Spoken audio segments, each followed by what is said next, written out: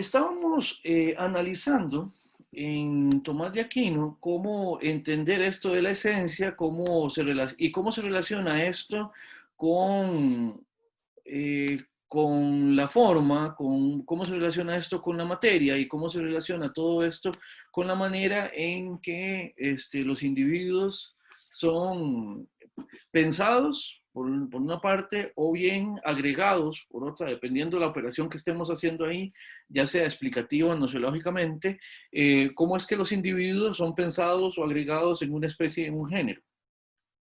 También podríamos ver que la explicación de Tomás tiene que ver también con cómo las especies están dentro de un género. Ahora vamos a ver una explicación sobre eso para que lo vayamos pensando. Habíamos quedado en esta lámina en la cual lo que estamos es viendo que hay dos maneras de, según las cuales Tomás se refiere a la quiditas, digamos. Una es la quiditas como esa condición más abstracta que termina en dad, que como terminación también indica eso, esa abstracción mayor en algo, ¿verdad? Por eso es que relacionamos una cosa concreta con esa condición en abstracto cuando decimos que hablamos, por ejemplo, de la cuididad del algo. ¿Se acuerdan que cuididad viene de la pregunta el qué de la cosa, el quid? Entonces, abstractamente, la cuididad, la quiditas, que nosotros traducimos por esencia, es esa referencia abstracta a lo que le corresponde a un ente en relación con su esencia, ¿verdad? Entonces, esta sí, en mayor abstracción, es una manera de entender la cuididad, y la otra es la cuididad como cuando pensamos el género de algo, el género o la especie, ¿verdad? Ya vamos a ir viendo o vamos a ir retomando cómo se entiende esto. Por una parte, habíamos dicho que esta esencia, esta cuididad, esta cuiditas, más abstracta, lo que hace es que expresa la esencia de algo en tanto que parte de ese algo. ¿Qué quiere decir eso? Que la esencia lo que me explica es, de alguna manera, ¿verdad?, uno de los componentes posibles de un ente a partir de los cuales a partir de los cuales se condiciona como ente, ¿verdad? Habíamos dicho, y ya lo habían preguntado, si en un ente pueden coincidir varias esencias, a lo cual habíamos respondido afirmativamente. Esto lo que quería decir es que las esencias pueden convivir en un ente. ¿Por qué? Porque un ente puede responder de múltiples maneras a la pregunta por el qué es, ¿verdad? Una cosa puede ser un utensilio, ¿verdad? Y a la vez puede ser un objeto. O sea, vamos a ver, el hecho de que sea un utensilio no es un obstáculo para que sea un objeto, para que sea también un ente inanimado. Ven, ahí ya estamos jugando con múltiples esencias que coinciden en una misma cosa. Habría que discutir, ¿verdad? Si hay esencias que dicen mejor que otras lo que algo es, pero en general lo que estamos es remitiéndonos, digamos, a estas esencias. La cuididad, así en abstracto, expresa la esencia, pero como una parte de la entidad, como una parte del ente, ¿verdad? Y entonces por eso es que lo decimos o lo predicamos de esta manera, como una pertenencia, ¿verdad? La entidad tiene esa cualidad a partir de la cual entendemos lo que es. O mejor dicho, esa cualidad a partir de lo cual se actualiza. O mejor dicho, tiene esto, ¿verdad? A partir de lo cual es lo que es y no otra cosa. Que yo creo que ya esto, a menos que mi trabajo sea un completo fracaso, yo esperaría que esto ya quede más o menos claro, ¿verdad? Recuerden, la esencia es aquello a partir de lo cual una cosa es lo que es en el sentido ontológico. Y correlativamente, a partir de ese principio ontológico, es que la conocemos, la entendemos, la explicamos, etcétera, etcétera. Bien, ahora, aquí nos dice aquí ciertas precisiones que además son, vienen retomándolas de los comentarios de Avicena, de algunas, de Averroes otros, en este caso, este es un comentario que viene más o menos de Avicena, y él lo que dice es que la equinidad, o sea, este tipo o esta manera de pensar la esencia, dice, prescinde de toda referencia a la materia. ¿Qué quiere decir esto? Si en algo que es compuesto, nosotros estamos refiriéndonos a su esencia, pero sin tomar en cuenta su materia, entonces quiere decir que esta es una esencia que se relaciona más bien con qué otro componente ontológico importante para que un compuesto sea un compuesto. Si no, si no estamos remitiendo en esta acuidad a la materia, estaríamos remitiendo entonces, ¿les pregunta? A la forma. Muy bien, efectivamente. Por eso es que a veces también se tiende a pensar que la forma agota la esencia. Pero eso en los entes compuestos, es problemático. ¿Por qué? Porque los entes compuestos también dicen esencialmente, o sea, también son esencialmente algo compuesto por materia. Simplemente les remito al ejemplo de los seres animados, los animales, y entre ellos los seres humanos. Los animales, una manera de entender esa esencia es tomando en cuenta la materia. ¿Por qué? Porque son los animales cuerpos con alma. Cuerpo siendo la parte material y el alma la parte formal. Como una de las posibles maneras de entender la esencia. ¿Qué es lo que quiere decir esto? Que esta manera, la equinidad, por ejemplo, que es el ejemplo que tenemos, nos dice la esencia, pero remitiendo principalmente a la forma. No considera el cuerpo.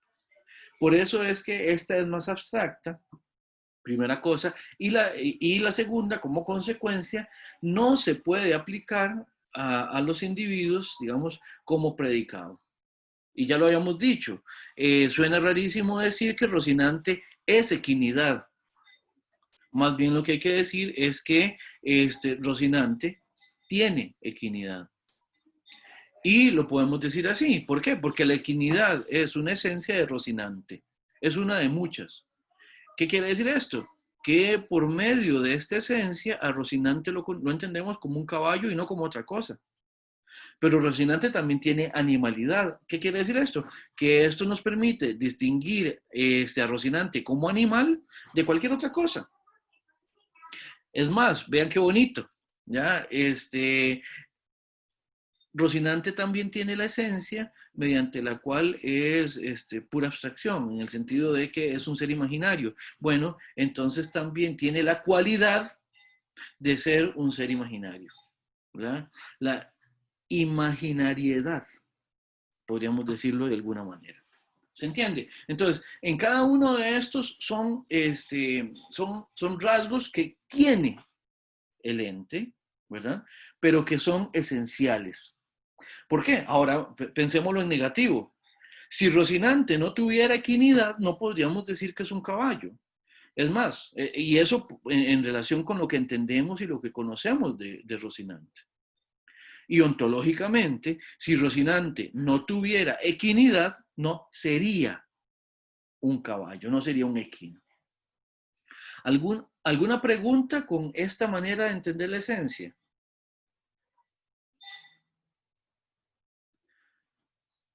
La manera de explicarlo entonces es precisamente eso. Dice, esta es esencia como parte, ¿verdad? Esta es esencia como parte. Ahora pasémonos a la otra acera, ¿verdad? Por otro lado, equino también es una manera de decir esencia en Rocinante. ¿Por qué? Porque efectivamente, Rocinante, al ser un caballo, se identifica con esto. Entonces vean cómo también acá la expresión equino me dice lo que Rocinante es, de nuevo, ¿verdad? Cuando yo hago la pregunta, ¿qué es este tipo de ente? ¿Qué es Rocinante? Cuando uno dice es un equino, o Rocinante es equino, cualquiera de las dos fórmulas, lo que estamos es remitiendo a equino como una esencia. ¿Por qué? Porque expresa lo que Rocinante es también. Es más, si Rocinante no es un equino, entonces no es lo que estamos entendiendo por Rocinante. Si esto no fuera una referencia esencial, entonces es porque Rocinante es cualquier otra cosa, pero no un caballo.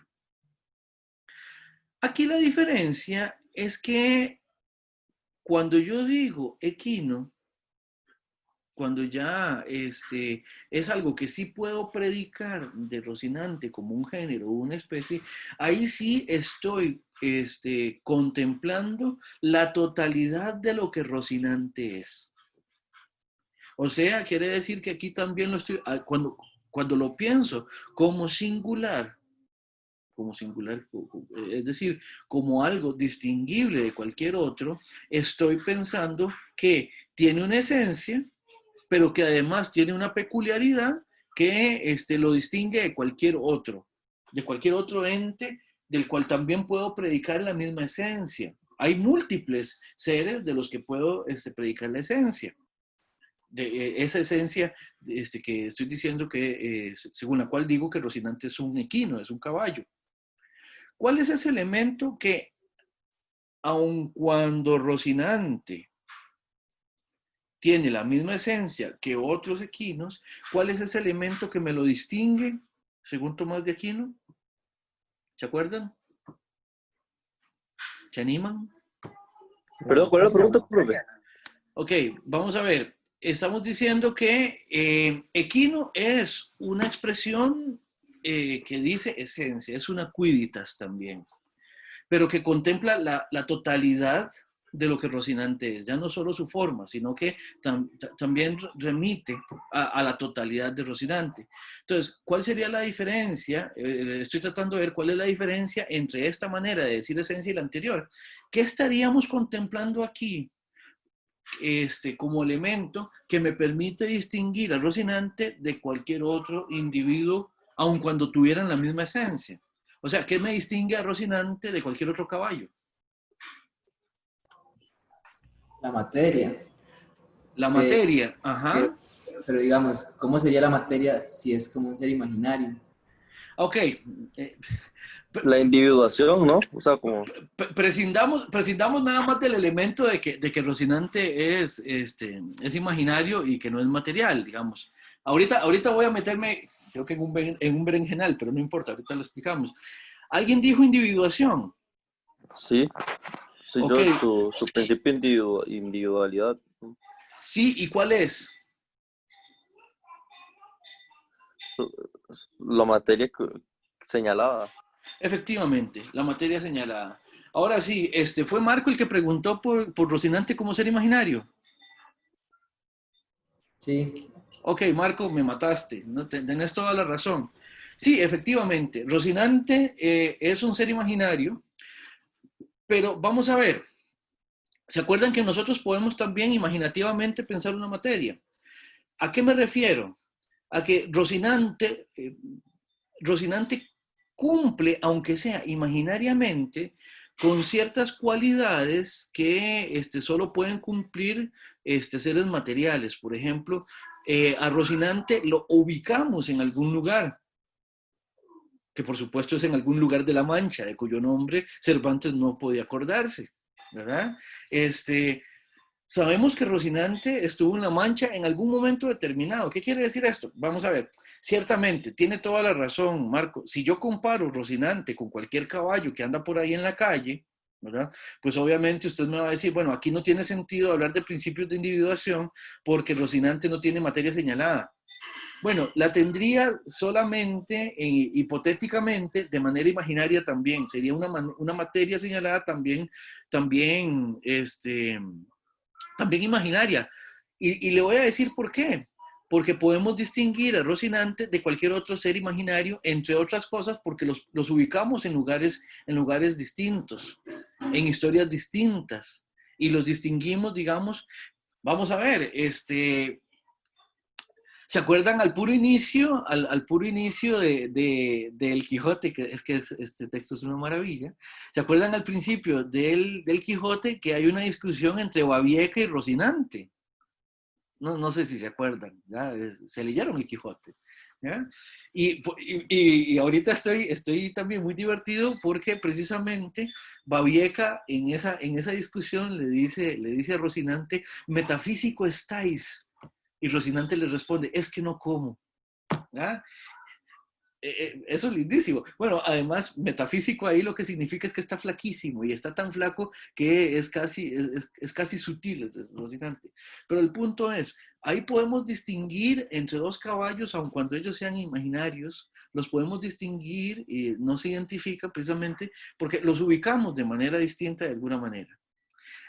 Yo sé que es un poco retorcido, Marco, simplemente decir, bueno, extendamos el ejemplo también y pensemos imaginativamente esa materia señalada. Obviamente, Rocinante no se distingue realmente, o sea, entendiendo realmente, como lo entendía Anselmo, de cualquier otro, de la misma, vamos a ver, comparando la materia como si su materia existiera de la misma manera que existe la materia de cualquier otro caballo del cual uno pueda tener experiencia, obviamente. Pero sí podríamos aplicar ciertos criterios a partir de los cuales podemos identificar y señalar distintamente a Rocinante de cualquier otro caballo, incluso imaginario. No sé si le satisface la respuesta, Marco. Sí, sí, pero digamos, Rocinante al, al, no pasaría también como por un universal, como porque todos, al momento en que todos piensan en Rocinante sin ser señalado, no lo convierte como en algo universal. No, ahí sí la respuesta es un no cerrado definitivo, porque Rocinante, a menos que Rocinante se convierta en un concepto a partir del cual yo puedo hablar de un montón de caballos, ¿ya? Por ejemplo, yo podría pensar que en las interpretaciones del Quijote, qué sé yo, que se han dado en la vida real, en películas, en obras de teatro, yo podría hablar de Rocinante como el concepto a partir del cual yo genero como nombre, digamos, una referencia a todos los caballos voy a decirlo así, que actuaron como Rocinante en esas obras, en esas interpretaciones. Recuerde, un universal es un nombre que se aplica a diversos individuos que, sí, a los que llamamos por medio de ese universal. Ahora, el punto es este. El punto es este. El hecho de que Rocinante, en tanto que sea un ser imaginario, sea una entidad abstracta, no necesariamente lo convierte en un universal en el sentido de que tenga que aplicar a un conjunto de individuos. No necesariamente. No necesariamente. Hay que tener cuidado con esa operación nada más. Dante está diciendo que sí, que efectivamente, eventualmente, Rocinante también podría ser un arquetipo. En tanto que cualquier caballo que pongamos a interpretar el papel de Rocinante, en principio, digamos, queda cobijado por esa sombrilla grande que sería Rocinante, en este caso ahora sí como un nombre. Pero no es de suyo que por ser imaginario se convierta en un universal. Mejor, Marco. Sí, gracias. Perfecto. Perdón, Luis, vos habías levantado la mano. No, profe, era para responder, pero ya no. Ok, perfecto. Vean que la respuesta que daba Flores a propósito de que sí, efectivamente, el principio de individuación, recordemos que es la materia con ese apellido, la materia señalada, ¿verdad? Eso que, a partir de lo cual podemos distinguir un caballo de cualquier otro. Prometo solemnemente que a partir de ahora voy a quitar a Rocinante el ejemplo, porque voy a meter bulla precisamente por eso de que es un ser de ficción. Pero en todo caso, la cuididad así dicha, en este caso como equino, me incluye también, por ejemplo, el componente material, en este caso, aunque sea imaginario de Rocinante. Podríamos pensarlo en cualquier otro tipo de cosas. Por ejemplo, pensemos ahora más bien, el ejemplo que da Tomás de Aquino es humanidad y hombre, humanidad y ser humano, ¿verdad? Humanidad sería una parte de, que dice, digamos, de Sanchitos lo que Sanchitos es, ¿verdad? Sanchitos, entre otras cosas, podemos decir que es un ser humano. ¿Por qué? Porque tiene humanidad. Si no tuviera humanidad, ontológicamente no sería un ser humano, ¿verdad? Y también podemos decir, Sanchitos es ser humano, ya no en el sentido abstracto de humanidad, sino en el sentido ya incluso con algún nivel de concreción, en el tanto que ser humano como cuidad también incluye mi materia. Lo que quiere decir es que me está haciendo referencia a lo que yo soy, digamos, con mi componente material, que sería mi cuerpo, y con mi componente formal, que podríamos decir sería en este tipo de explicaciones la parte animada, el alma, dirían ellos, ¿verdad? Hay otras maneras de entender también materia y forma en esta explicación. Por ejemplo, el hecho de que, no sé, por ejemplo, que Sanchito sea varón también tiene que ver con que cumple con el hecho de tener una composición de un cuerpo con una forma que me distinguiría, digamos, de lo que no es varón, ¿verdad? O, por ejemplo, Sanchitos también es animal. Entonces también hay un componente corporal, material, y un componente formal que me distingue, digamos, de otros elementos compuestos. Por eso, aun cuando yo soy extenso como cualquier otra cosa, por ejemplo, igual que una piedra, hay una forma que me distingue en tanto que animal de la piedra. Espero no estar enredando esto más de lo que debería. Si tienen alguna pregunta, por favor, no duden en hacerla.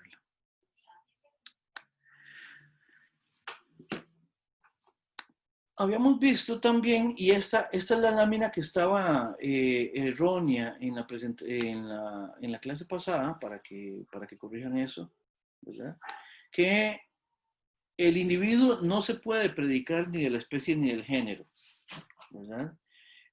Sino que siempre es al revés.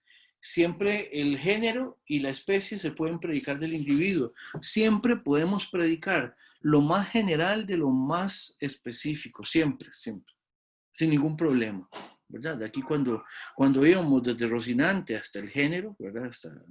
Hasta el género animal que decíamos en algún momento, ahí no hay ningún problema. El problema es cuando vamos de más abstracto a más concreto, ¿verdad? Yo no puedo decir que el género, digamos, es Rocinante, que el género caballo sea Rocinante. Ven, ya ahí ni siquiera tiene mayor sentido, ¿verdad? Eso es simplemente lo que teníamos que corregir de la presentación. Ahora, voy a devolverme un par de diapositivas más para decir, para explicar el último tema, que tiene que ver con, ¿se acuerdan las líneas o las direcciones, digamos, de determinación en Tomás de Aquino? Habíamos dicho que siempre la determinación es mayor entre más concreto es aquello a lo que nos estamos refiriendo. A mayor concreción, menor abstracción. Y también a la inversa, ¿verdad? A mayor abstracción, menor concreción. Lo más concreto que yo llego en esta explicación, recuerden siempre, es al individuo, aun cuando incluso los individuos eventualmente podríamos explicarlos a partir de sus partes componentes, pero generalmente en las explicaciones de Tomás de Aquino y en las de Aristóteles, por ejemplo, vamos a quedarnos en el individuo. Por ejemplo, llegamos hasta el individuo. Por ejemplo, hacen muchos ejemplos sobre Sócrates, sobre Calias, sobre un individuo concreto. Y ya, ahí quedamos, ¿verdad? Las partes de estos individuos no son relevantes para la explicación que ellos hacen generalmente. El individuo, entonces, dijimos, es el elemento más, la mayor concreción a la que llegamos. Ahora, para poder llegar a esa determinación, nosotros lo que tenemos que hacer es cerrar precisamente la generalidad con la cual nos estemos refiriendo a aquello de lo que estamos hablando. Por eso es que cuando pasamos de un género a la especie, tenemos que cerrar, por así decirlo, el fuelle de esa abstracción, ¿verdad? Tenemos que cerrarla, tenemos que contenerla un poco, tenemos que disminuir, por así decirlo, el grado de abstracción. Esto lo que quiere decir es que todas las especies de un género, de cualquier género, siempre van a ser menos abstractas que el género, menos generales que el género. Van a ser menos... en lógica diríamos, si estuviéramos hablando de categorías lógicas, vamos a decir que las especies son más, tienen una mayor intención, son más intensas que el género. Y del género, pues obviamente lo que vamos a decir es que tienen mayor abstracción. De la misma manera, para pasar de la especie al individuo, lo que tenemos es que aumentar esa intención, aumentar entonces, la intención quiere decir quitar esos rasgos generales para quedarnos solamente con lo concreto. Tomás esto lo retoma en uno de los comentarios que hace sobre que retoma más bien de Avicena, que hace sobre Aristóteles. Y es la siguiente. La materia primera es una por la remoción de todas las formas, mientras que el género es uno por la comunidad de formas. Vamos a ver qué quiere decir esto. La materia primera, aquí, lo que quiere decir es aquello con lo que nos quedamos si empezamos a quitar esas determinaciones que ella tiene, que son las formas. ¿Por qué decimos que las formas son determinaciones? Porque las formas van conteniendo a la materia. Recuerden que lo hemos venido diciendo desde la explicación, desde las explicaciones de Aristóteles o sobre Aristóteles, que lo que hace la forma en relación con la materia es que la actualiza. La materia, habíamos dicho también, es pura potencialidad, para Tomás también. Es pura potencia, y en ese sentido es una potencia que está ahí contingentemente, vamos a decirlo mal, pero para que se entienda, vamos a decirlo metafóricamente. La materia lo que está es esperando que la forma venga y la actualice. Que la forma venga, retome esa potencialidad que tiene la materia, ¿verdad? Y la convierta en aquello que puede convertirse esa materia. Por eso es que vean que cuando empezamos también a la determinación, entonces le quitamos esta unidad a la materia primera. ¿Qué sería la materia primera? Sería algo así como la materia de la manera más generalmente entendida. De hecho, me imagino que ustedes recordarán que Aristóteles decía que la materia indeterminada no existe.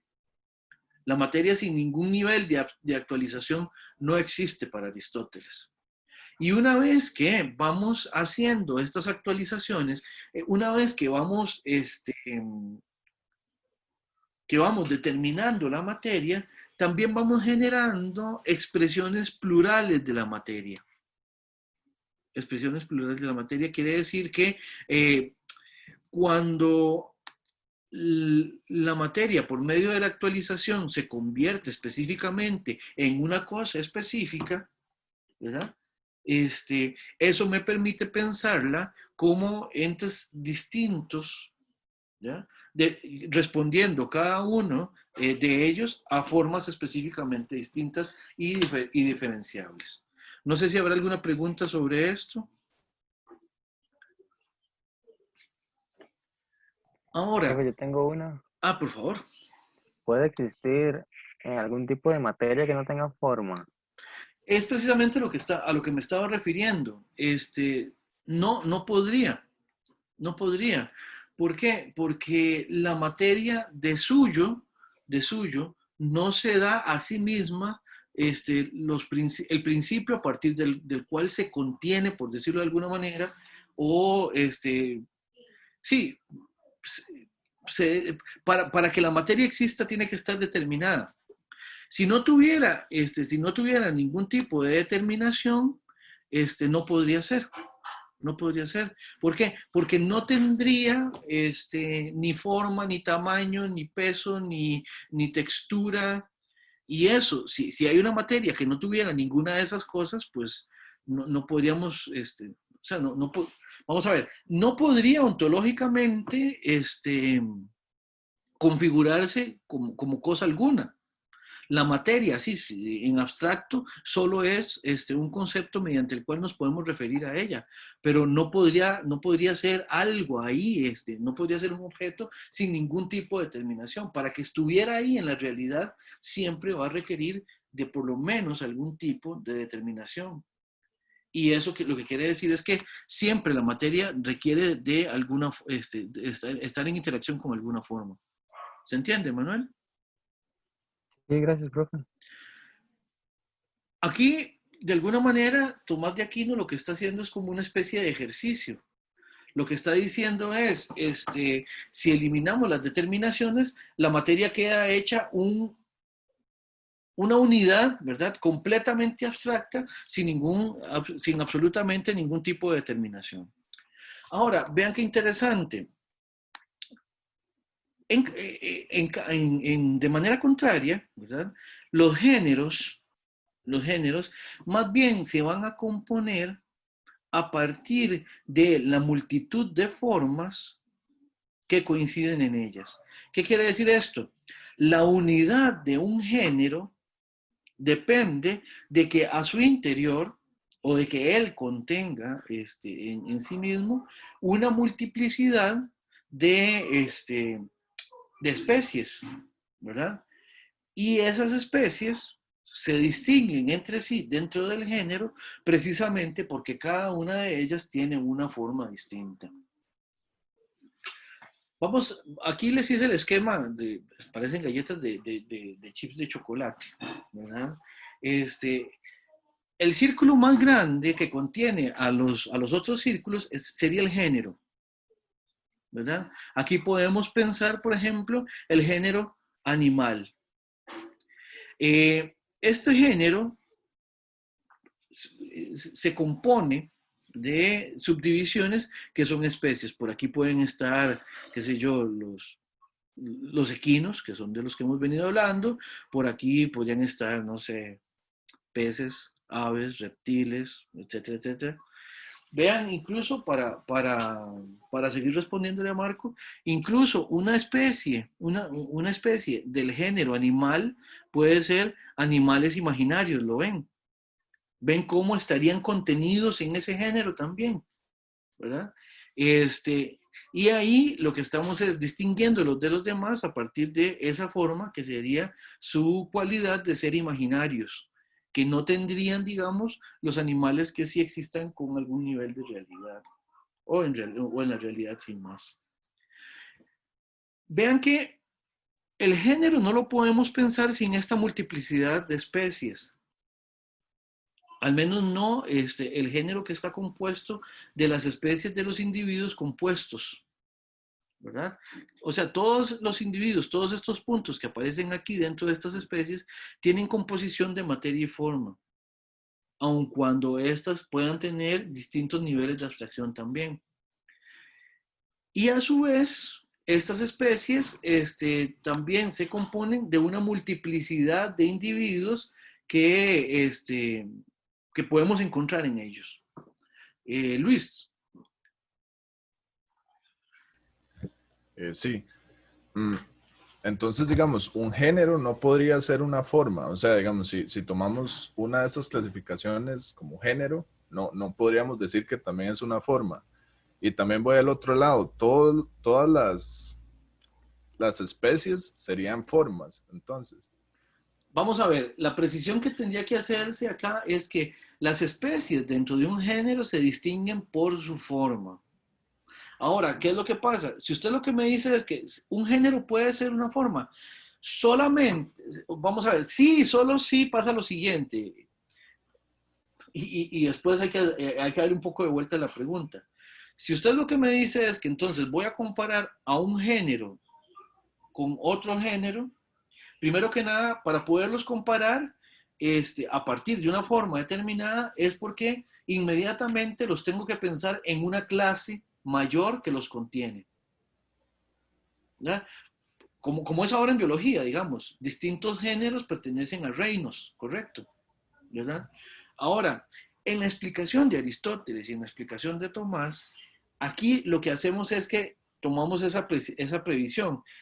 Cuando pensamos algo distinto de otra clase que es del mismo tipo, pero que están contenidos en una superclase que los abarca, inmediatamente, los que están contenidos en la otra son especies y la que contiene es género. Precisamente porque la relación es esa. Es género lo que contiene ciertos otros grupos. Es especie lo que está contenida en un género que abarca además a otros grupos que es de índole más o menos similar o de un nivel, digamos, de abstracción más o menos similar. Entonces, Luis, ahí inmediatamente lo que tenemos que hacer es subir un poco el peldaño de la perspectiva.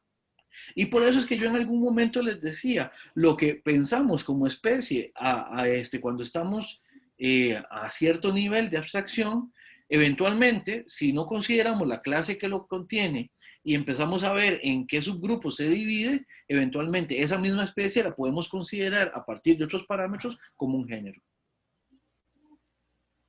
Ok. Sí, claro, profe. Ya lo entendí. Habría que ir como moviendo la clasificación, digamos. Es correcto. Porque en Aristóteles y en Tomás, hasta donde entiendo entonces, es muy relacional. ¿Qué contiene a qué y a partir de qué criterios es que me estoy fijando en las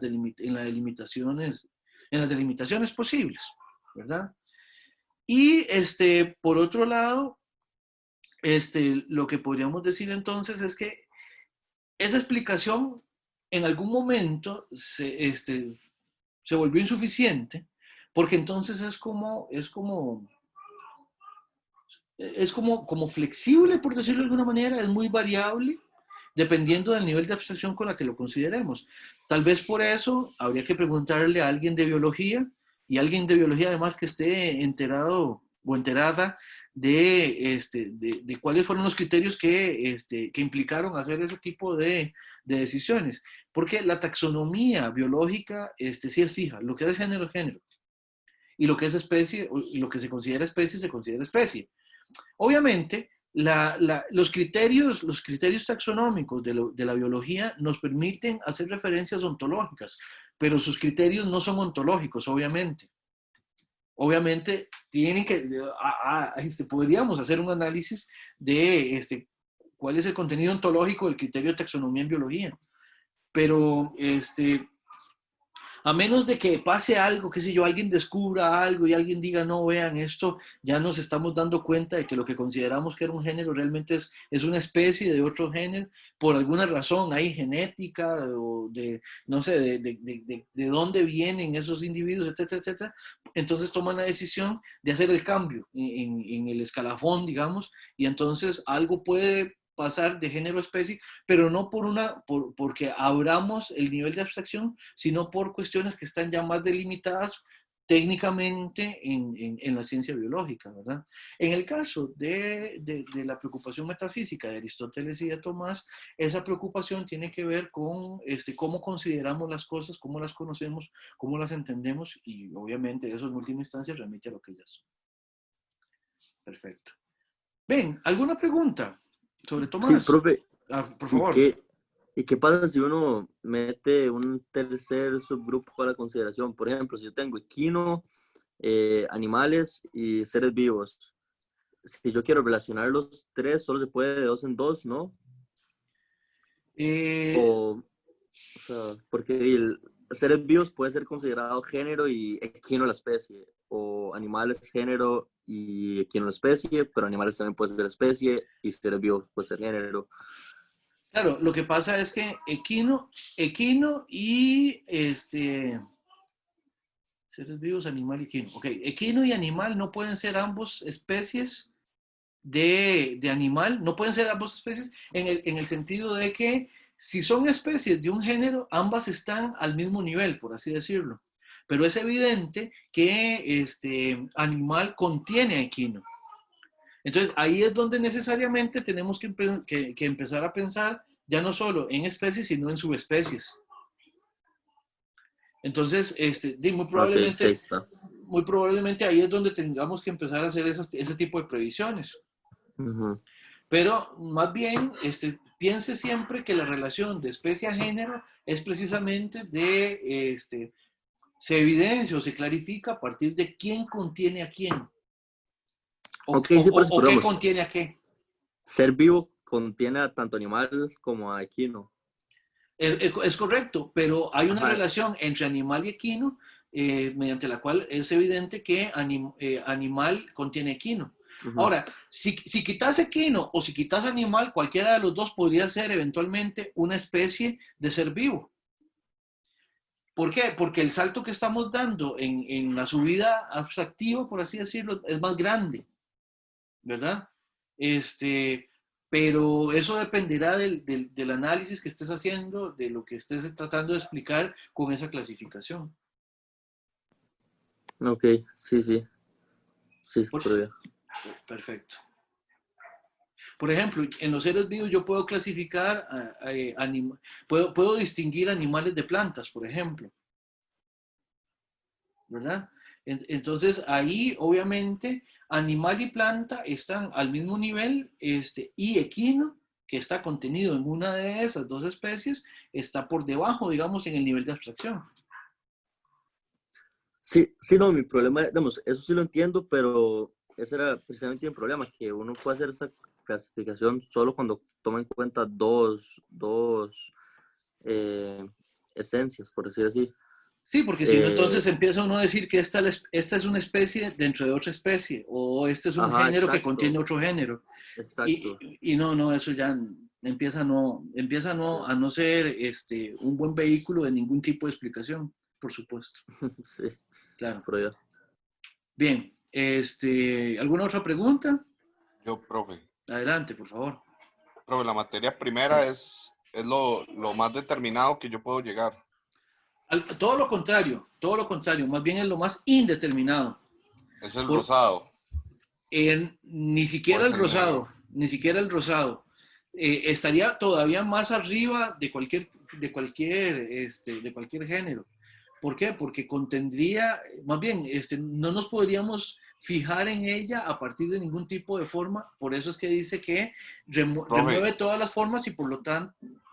Hola. Profe, ¿me podría repetir? Es que no sé si solo se me pegó a mí. No, creo que fui yo porque aquí dijo que mi conexión a internet estaba inestable. Es que creo que, vamos a ver. Creo que Colby tiene, sí, creo que el internet del ICE tiene problemas con los medievales. Vamos a ver.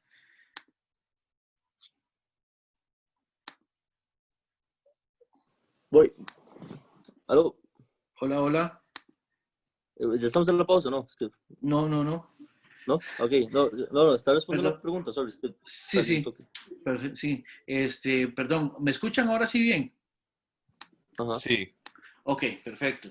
Entonces, más bien, la materia primera es más bien la absoluta ausencia de determinaciones. Entonces, más bien es lo más general. Es esa materia que por general Aristóteles diría no existe. No existe en su completa indeterminación. Más bien, en relación con la pregunta, la materia más determinada que hay es la materia señalada. ¿Te acordás de eso? Que es más bien el principio de individuación.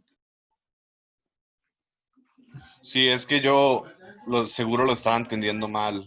Digamos, yo creía, por poner un ejemplo, digamos Sí. que si rosado son animales, verde, digamos, yo puedo decir que es can, y negro, digamos, yo puedo decir una raza de can, que es yo, Schnauzer.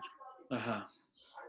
Entonces, que esa era la materia prima, lo más determinado. La materia primera, perdón, lo más determinado, que era el negro. Entonces, que yo Sí, podía volver a hacer el ejercicio.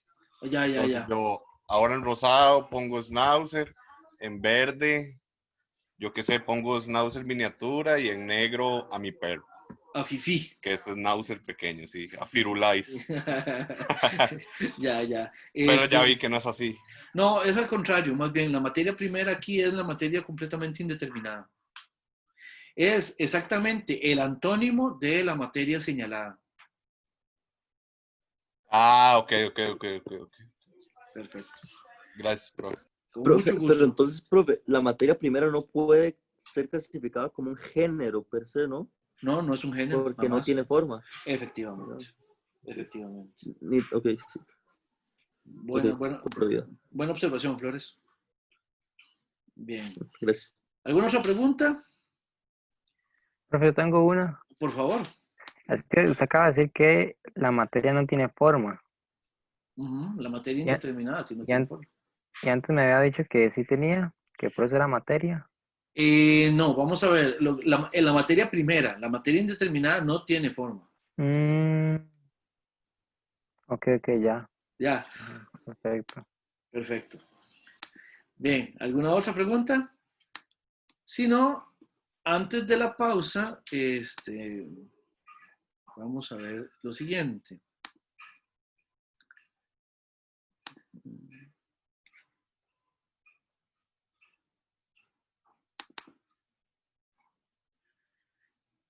En mediación virtual ya pueden encontrarse con... Estoy abriendo.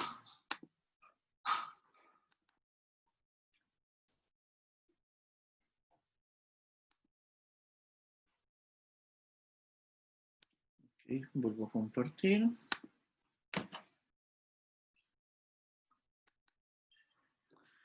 Muy bien, en mediación virtual ya pueden encontrarse con la tercera pregunta temática, que esta vez es sobre medievales, Anselmo de Aosta o Tomás de Aquino. En este caso, lo que les pido es que escojan y respondan una de las dos preguntas. No tienen que responder ambas, sino que escogen o responden la de Anselmo o responden la de Tomás, ¿verdad? Y la de Anselmo es, ¿cuál es la importancia de que el argumento de Anselmo parta de un término mediante el cual define lo que entiende por Dios? Aquí esta pregunta es en relación con cómo es que cómo es que se entiende propiamente hablando la construcción del argumento. Y obviamente ahí se les pide que expliquen. Y por otro lado, de decir, a partir de cómo argumenta Anselmo en relación de la existencia de Dios, si podría hablarse de politeísmo desde la argumentación que da Anselmo sobre Dios en el Prologium. Y ahí tienen que justificar si sí o si no, ¿verdad? Entonces, esa sería la pregunta sobre Anselmo.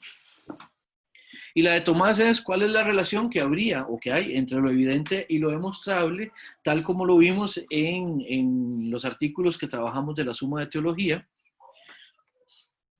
Y luego una pregunta, si podría haber algo evidente pero no demostrable, si podría haber algo demostrable pero no evidente, y para eso lo que les pediría es que definan cada uno de estos términos, ¿cuáles? Evidencia y o sea, evidencia y demostración o demostrabilidad, como quieran verlo. Esas serían las dos preguntas. Insisto, responden una de las dos y la suben a la carpeta que también tengo que crear en mediación. Una cosa, César me estaba solicitando que les pidiéramos el favor de, si son tan amables, de subir el documento en formato de Word. Vamos, si quieren subirlo en ambos, en Word y en PDF, no es un problema, pero es simplemente para no tener que trasladar el documento de PDF a Word para revisarlo, porque en Word es más fácil ponerle los comentarios. Nada más era esa una solicitud. No sé si quisieran evacuar alguna duda a propósito de las preguntas. Profe, yo tengo una pregunta. ¿Es igualmente una página o no? Sí. O sea, son preguntas. Vamos a ver, estas preguntas podríamos pensarlas en un cursito así, digamos, presencial, habitual. Las podríamos pensar como un pequeño quiz. Entonces, sí, no son preguntas que demanden demasiado desarrollo. Gracias.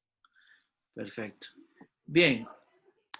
Si no hubiera alguna otra pregunta sobre la pregunta temática, entonces hagamos aquí la pausa de rigor.